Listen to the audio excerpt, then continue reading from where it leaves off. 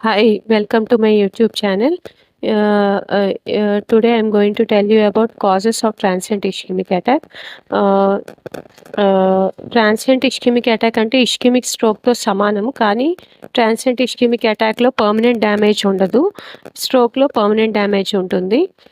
ఇష్కెమిక్ స్ట్రోక్లో ఏ clot అయితే blood సప్లైని ఆపేస్తుందో అదే clot transient ఇష్కెమిక్ అటాక్లో కూడా ఫామ్ అవుతుంది.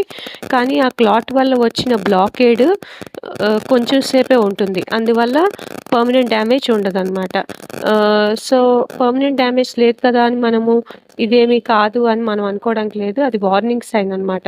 సో వెంటనే డాక్టర్ని కన్సల్ట్ చేసి ఇలాగా మనకి కాసేపు ఒక అరగంట సేపు తిమ్మిరి అనిపించిందండి, లేకపోతే ఒక సైడ్ ఆఫ్ ద బాడీ అంతా వీక్నెస్గా అనిపించిందండి ఒక అరగంట అని డాక్టర్కి అలాంటి సిమ్టమ్స్ ఏమన్నా చెప్తే దాన్ని బట్టి ఫ్యూచర్లో స్ట్రోక్ రాకుండా ఉండడానికి మెడిసిన్స్ ఇస్తారు.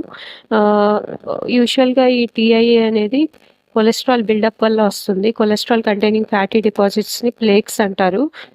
ఇవి ఎథెరోస్క్లెరోసిస్ అనే ప్రాసెస్ వల్ల ఆర్టరీ బ్లాక్ అవ్వే ఛాన్స్ ఉంటుంది ఈ ప్లేక్స్ వల్ల. సో ఆర్టరీలో ఉన్న బ్రాంచెస్ కానీ బ్లాక్ అయ్యి బ్రెయిన్కి బ్లడ్ సప్లై తగ్గిపోయి ఆక్సిజన్ సప్లై తగ్గి దానివల్ల బ్రెయిన్ స్ట్రోక్ వచ్చే ఛాన్సెస్ కూడా పెరుగుతాయి. ఇనీషియల్గా అది టీఐఏ కింద ప్రెసెంట్ అవుతుంది కొంతమందిలో.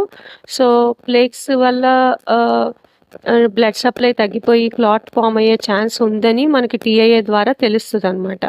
సో కొంతమందిలో మాత్రమే ఈ వార్నింగ్ సైన్స్ తెలుస్తాయి, చాలా మందిలో స్ట్రోక్స్ కింద ప్రెసెంట్ అవుతారు, కొంతమందిలో లక్కీగా ట్రాన్సియంట్ ఇష్కెమిక్ అటాక్తో ప్రెసెంట్ అవుతారు.